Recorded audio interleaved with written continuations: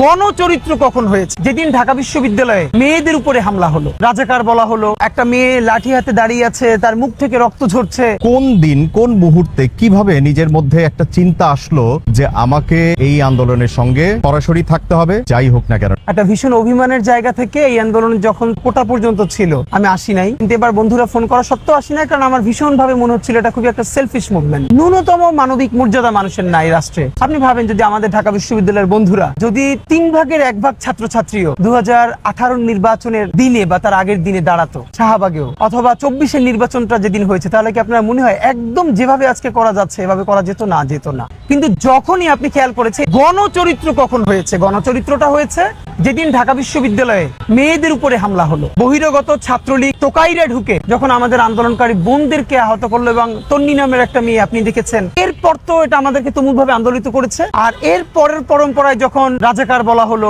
আমাদের বোনেরা রাতে গেট ভেঙে চলে আসলো, তো এইটার পরে তো এই আন্দোলনের আসলে গণচরিত্র দাঁড়িয়ে গেছে। এটা শুধুই এখন আর কোটা আন্দোলনে নাই, হ্যাঁ সেদিন থেকেই শতভাগ ডেডিকেটেডলি এই আন্দোলনে আমি এবং আমার বন্ধুরা, বিশেষ করে যারা অভিমানে আমরা শুধু কোটার কারণে আসি নাই, তারা শতভাবে এটার সাথে আমরা ইনভলভ হয়ে গেছি।